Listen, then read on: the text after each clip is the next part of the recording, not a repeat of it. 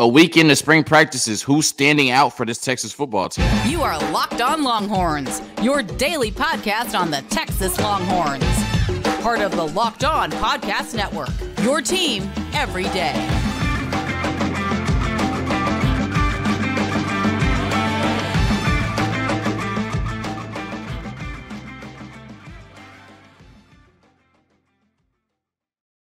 Locked On Longhorns, the show. Jonathan Davis, your host. This episode is brought to you by FanDuel Sportsbook, the official sportsbook of Locked On. Make every moment more. Visit FanDuel.com/Locked On today to get started. On today's episode of Locked On Longhorns, we are recapping the third spring practice that took place on Friday, as well as our overall takeaways from the first week of spring practice as a whole. We're going through each position group like we always do on the offense and defense in the first and second segments. And then in the third segment, we're showing some more love to the Texas baseball team who got their sixth win in a row last night against North Dakota State. That series ends tonight at the Dish. All of that and more on today's episode of Locked On Longhorns, part of the Locked On Podcast Network, your team every day. So this football team is 1 week through spring practices. They've completed a week. They are now on spring break. This is the first time that Steve Sarkisian has done something like this, taking a week break in the middle of spring practices. So we'll see, if this benefits or doesn't benefit the football team moving forward when they get back to spring practices next week. But we're discussing the first week of spring practices that took place last week. And we're going to start with the quarterback position. And on Friday in the third spring practice, the media outlet said that in the viewing window, that was the sharpest they had been all week. Now, it was a small sample size, being that it was only the third practice, but it's good to see from the second practice where there was a lot of reports about inconsistency, especially in the viewing window in terms of Arch Manning and Quinn Ewers throwing the ball, that they came back on Friday and looked a lot better. And both quarterbacks have been looking really good overall, Quinn Ewers and Arch Manning. But I think what's made it really interesting is that we thought coming into camp that Arch Manning and Maalik Murphy would really compete for that quarterback 2 position. Since Maalik Murphy has yet to participate, I think that puts a lot more pressure on the coaching staff to make sure that Arch Manning is developed, because he is we're one hit away from Arch Manning being our starting quarterback this year. And so while you expected this to be a development year for him and kind of just come in and get acclimated to everything and be ready to hit the ground running next year, now you have to treat it as if he's ready to get the ground running this year, because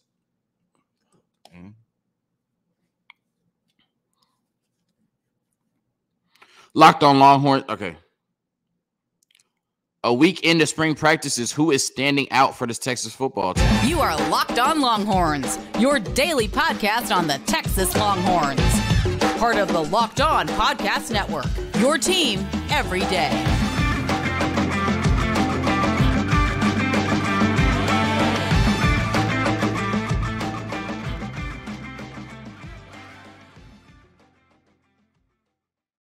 Locked On Longhorns, the show. Jonathan Davis, your host. This episode is brought to you by FanDuel Sportsbook, the official sportsbook of Locked On. Make every moment more. Visit FanDuel.com/Locked On today to get started. On today's episode of Locked On Longhorns, we are recapping the third spring practice that took place on Friday by this football team, as well as giving our overall takeaways from the first week of spring practice. We're going through each position group like we always do on the offense and defense in the first and second segments. And then in the third segment of Locked On Longhorns, we're giving some more love to the baseball team who picked up their 6th straight win last night. They end the series against North Dakota State tonight in the Dish. All of that and more on today's episode of Locked On Longhorns, part of the Locked On Podcast Network, your team every day. So we are a week through spring practices. Things have kind of been hectic with the basketball team doing what they've been able to do. And now the team is on spring break. This is the first time that Steve Sarkisian has done this, taking a week break in the middle of spring practices. So we'll see how it affects the team when they come back next week, right? If it benefits them or if they come back a little rusty after taking a week off after 3 spring practices. But nonetheless, we heard a lot about each position group throughout the first week. And so we go through that now. We're going to start with the quarterback room, and Quinn and Arch Manning were described as looking the sharpest they had all week during Friday's viewing window, which is really good to see the improvement throughout the week, although it being a small sample size. But especially coming off of the reports we heard out of Wednesday spring practice, that there was some inconsistency from both quarterbacks in the throwing window. It's good to see they got that cleaned up, at least in Friday's portion. Without Maalik Murphy, really, it's been interesting because we've heard really good things about Quinn Ewers and Arch Manning, but it's kind of put, I think, more urgency on the coaching staff because you thought this would be a development year for Arch Manning, right? You come in, just teach him as much as you can, get him acclimated to being a college student, get him acclimated to Sark's system. And then next year is kind of the year where he has to hit the ground running. But with the uncertainty around Maalik Murphy, this coaching staff has to develop Arch Manning as if he's quarterback too. And you have to develop him as if you're one hit away from Arch Manning being your starting quarterback in this season, resting on the right arm of Arch Manning. And when you look at the history of Texas football, at least the recent history, in 12 of the last 15 seasons, multiple quarterbacks have played meaningful snaps for Texas, right? Including the first 2 years in Steve Sarkisian's tenure. So not sure what's going on with Maalik Murphy, when that situation will be resolved, but there's some urgency with this coaching staff to get Arch Manning developed because we're one hit away from Arch Manning being our starting quarterback. And I know that Arch Manning has impressed thus far in spring practices, and I think he's exceeded expectations, whatever the expectations were. But there's a big difference between looking good in spring practice and being ready to win games during the season as a true freshman for this Texas football team. When you talk about the running back room, I think all of the running backs have impressed throughout the first week. Jonathan Brooks and Keelan Robinson still have not participated in spring practices. Not sure when they'll be added to the mix. When you talk about Cedric Baxter, they just continue to say he does not look like a true freshman, right? And that's very obvious when you see him and you look at his build. And like I said, he already weighs right now what Bijan and Roshan just weighed in at the combine a week into spring practices. So he's somebody that's really big, and they say he looks really sharp, and they keep mentioning his burst and just his presence, right? A big running back, but he has burst for his size as well. Somebody that's going to have a big role for this Texas football team this year. Savion Red, we know that he was moved from wide receiver to running back, but in high school, he did everything, right? He was a Wildcat quarterback, so he ran for over 1,000 yards his senior year. And when they talk about Savion Red, they say he just has the physical traits of a running back and the workhorse mentality of a running back with the obvious receiving ability coming out of the backfield, and him playing receiver last year.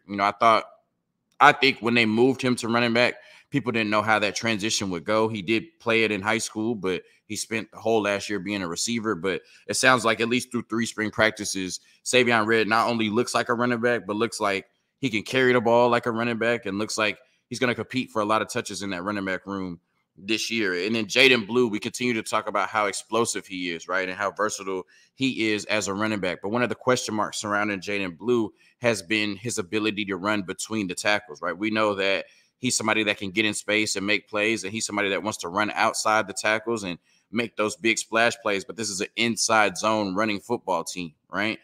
Can you consistently run between the tackles, and how efficient are you running between the tackles? I think that's still a big question mark for Jaydon Blue. But overall, this running back room looks really good. And like I continue to say, I know a lot of people are going to be down on this running back room after you lose Bijan Robinson and Roshan Johnson, and I can't blame you for that. But I think there's a lot of talent in this running back room. I think the running game for Texas will be really good this year, pending on what that interior offensive line looks like. In the wide receiver room, DeAndre Moore dealt with a lower leg injury earlier in the week, and as soon as he got injured, we were kind of, told that it wasn't that serious, but he was in a boot. Anytime somebody's in a boot and they're telling you it's not that serious, you kind of take that with a grain of salt. But he was back participating in the viewing window on Friday after being in a boot earlier in the week. So that's great. And I know that Johntay Cook has received the majority of the praise, especially as a true freshman. But DeAndre Moore has somebody that has stepped in as well and really has impressed everybody thus far. And 2 things they've mentioned about him is that he's faster than everybody thought, right? I don't know what that means when you spend, a year evaluating somebody, but he's come to the University of Texas, and at least in spring practices thus far, he's faster than everybody's thought. But he's also a great route runner, right? I remember it was a video I saw of him when he committed. It was one of the best routes I've ever seen, where he broke somebody off like 2 or 3 different times before he finished his route. And so he brings that capability to the 40 acres, somebody that will play this year, likely in the slot.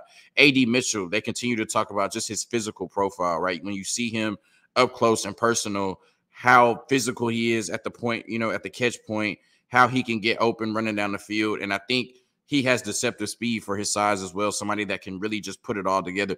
I think really what we thought we were getting in Isaiah Nayor last year, like a big physical receiver that was faster than everybody thought, somebody that could just make plays in every area of the field, and that big receiver that's kind of a security blanket for your young quarterback, right? Even Quinn Ewers coming into this year, he's experienced, but he's still young. I think A.D. Mitchell being healthy represents that for Quinn Ewers, right? Somebody that as a big body receiver, you can just throw the ball up. They make those 50-50 catches, but also, is faster than you think and can make more plays than you think being a big body receiver. And so I'm really excited to see what A.D. Mitchell can do this year, especially if you have players across from him like Xavier Worthy, Jordan Whittington, and JT Sanders taking the pressure off of him as well as the run game in the backfield.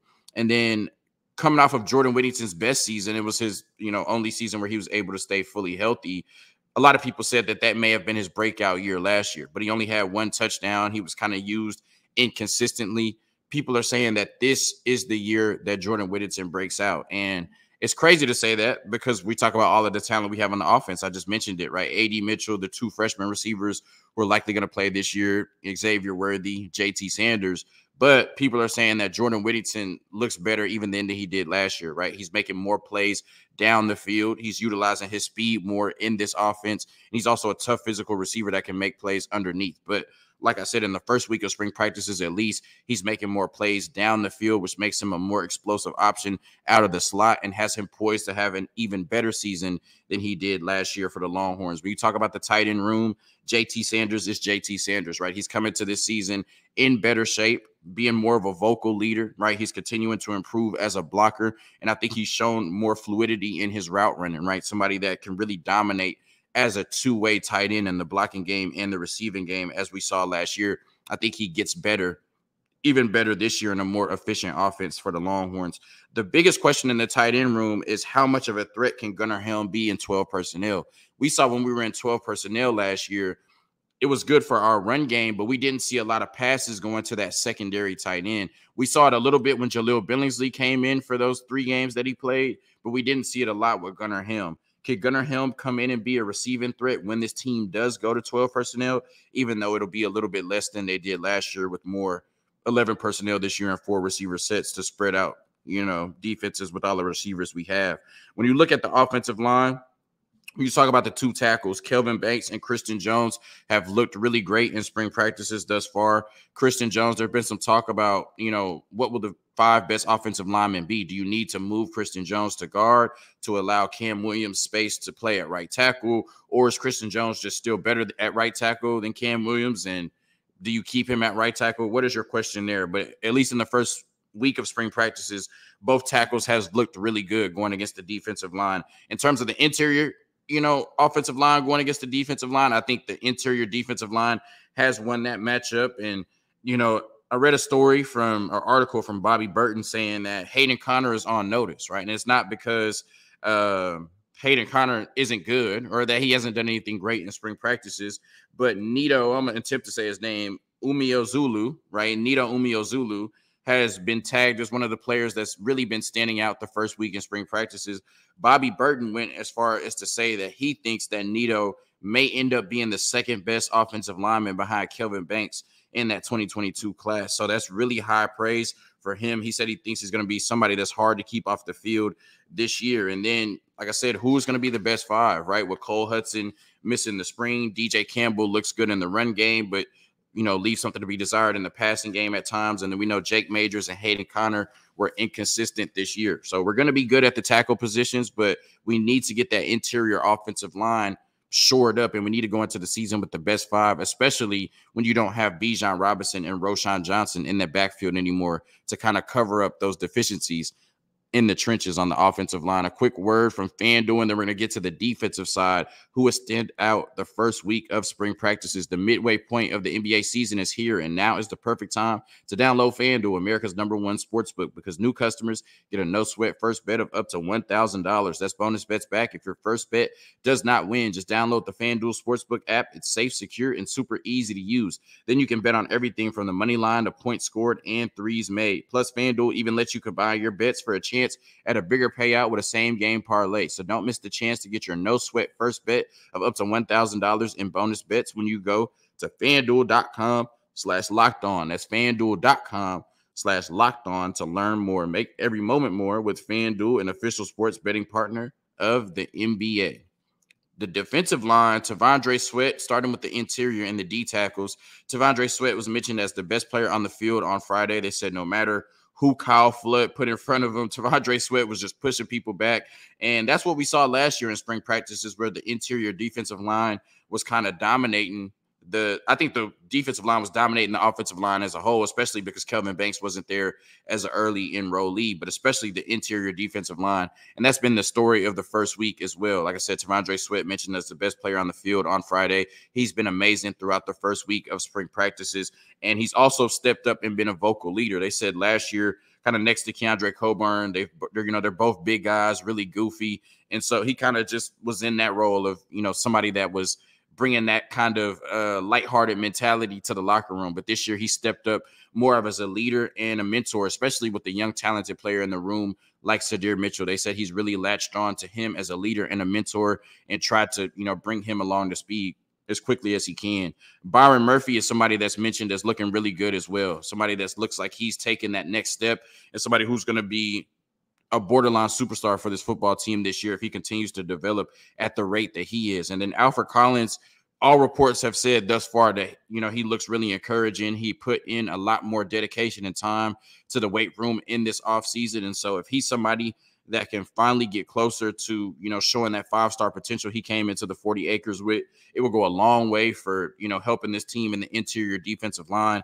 in terms of the run game, being as stout as they were in the run game last year with Keandre Coburn and Moro Ojimo departing, but also giving this team a much needed push in the pass rush department because, right now going into the season, like last year, there are questions about the pass rush. If Alfred Collins can develop into the player we thought he was, that'll answer a lot of those questions on the defensive line. And then Jere Bledsoe, somebody that we mentioned as, a tweener going between the interior defensive line and the edge positions. Right now, he's working more with the interior defensive line because there's a lot of talent that Pete Kwiatkowski is working with on the edge. And when you talk about the edge position, Barron Sorrell is being mentioned as starting to look like a guy, right? And we talk about this all the time, that we have a group of guys that can get after the quarterback, but we haven't had the guy in a while that you think can go out there and get you, close to double-digit sacks and really have that type of impact week in and week out on that defensive line. People are saying that Barron Sorrell coming into this year is starting to look like that guy. On the other side of Barron Sorrell, there's some more question marks. Justice Finkley is in that position right now, and he's quick at the point of attack. He's really powerful, especially for his size, and he's stout in the run game, but there's questions about his length and how that will hinder him or lack thereof as a pass rusher. Like, I have a lot of faith in Justice Finkley. I love Justice Finkley, and I think he'll have a really good season. Ethan Burke and Jamon Tapp behind Justice Finkley, right? They may be better pure pass rushers in terms of length and getting to the quarterback, but can they hold up in the run game enough to be more than rotational players? So I think Barron Sorrell at that jack position is looking really good. You have a little bit more question marks at the buck position, but you have some really talented players like Justice Finkley, Ethan Burke, and Jamon Tapp who can all come in and make plays. So, you might be concerned about who will be the starter or who is the most complete player out of the three, but I think all three of those players are really good players for this Texas football team. And if Justice Finkley is starting, I'm more than happy going into the season with a really good defensive line, especially at the edge positions between Justice Finkley, Barron Sorrell, and then in the middle of the defense with T'Vondre Sweat and Byron Murphy being your starters. At the linebacker position, Jalen Ford continues to look like the third-team All-American that we saw last year, but he's also leading by example and mentoring a young linebacker room that has two studs in it, and Leona LaFau and Anthony Hill right now. David Benda looks like the starter, taking over that DeMarvion Overshown role next to Jalen Ford. I'm not sure if there's enough time between now and the season for Anthony Hill or Leona LaFau to take over that position. Mo Blackwell is a factor in that as well. Just with the experience they have, knowing the playbook and everything, they have the leg up right now. But Anthony Hill and Leona LaFau continue to get rave reports from everybody that views them in the viewing window, all media outlets, and it's to the point that you can pretty much imagine that Leona LaFau and Anthony Hill will get some playing time this year, even if they're not starting day one or at any point throughout the season. And then in the secondary, Jade Barron and Austin Jordan were working at the star positions. On the outside, you had Terrence Brooks, Ryan Watts, Xavier Bryce, Malik Muhammad, and Gavin Holmes working as your field and your boundary corners. At the safety position, Jalen Catalan was not participating in the viewing window from what I saw, but they mentioned Keaton Crawford has shown a lot of growth kind of sitting in for Jalen Catalon next to Jaron Thompson while they're rehabbing him throughout spring practices. So it's good to see that Keaton Crawford is showing some growth, taking that next step. And then they mentioned Michael Taft, Larry Turner-Gooden, and BJ Allen working behind the safety. So all in all, a lot of good things from the first 2 weeks of spring practices, and it just speaks to the level of talent that is on this Texas football team, right? At every position, we're talking about, 2-3 players deep that can really come in and have an impact for this Texas football team this year. And that's why I continue to say this is a huge year for Steve Sarkisian in year 3. And barring any crazy injuries, this needs to be a Big 12 championship or bust type of year for Steve Sarkisian and this football team. Getting into this Texas baseball team, they are now 10-7 on the season. They have won 6 straight games after starting off the season 4-7. They are on a 14-game homestand, and through this 6-game win streak, they've played a lower level of competition, but you got to play who's in front of you, and they have played 6 straight games and won 6 straight games against teams they're supposed to beat, including North Dakota State last night. That game was 7-2. So after the starter came in and gave up 2 runs in less than 3 innings, right? North Dakota State jumped out to a 2-0 lead. The Texas baseball team outscored them 7-0 for the remainder of the game. We talked about how this bullpen has come in and been nails, especially really the last 3 games now. They haven't had great starting pitching, right? They've had to go to the bullpen early in the last 3 games against Manhattan and North Dakota State. So that needs to get cleaned up moving forward. But it's a team effort, and the bullpen came in last night, Charlie Hurley and Heston Toll, and pitched almost 6 scoreless innings. So we haven't gotten great starting pitching in our last 3 games, but it hasn't mattered because the bullpen has been excellent. And then on the offensive end, Duplanter and Eric Kennedy combined for 4 of the 7 RBI, and they've been putting some really good at-bats together lately. They had 8 hits last night and 11 walks, and when you look at it, in their last 4 games, they've scored 41 runs, averaging over 10 runs a game. Only 1 of those runs came off a home run, right? So they're getting singles, they're getting doubles, they're passing the baton, getting walks, taking some really good at-bats. And it's a good sign to see them to be able to score 41 runs with only 1 of them coming on a home run. But hey, eventually you want to see those home runs popping too and getting those easy runs, because you're not going to go into every game expecting to be able to pass the baton and expecting everybody to be able to put together good at-bats consistently. But nonetheless, I'll never complain about a win, never complain about a 6-game win streak, and let's make it 7 tonight, including another sweep, albeit a 2-game sweep against North Dakota State in the dish. Thank you for tuning in to another episode of Locked On Longhorns, part of the Locked On Podcast Network, your team every day. Hook 'em. Peace.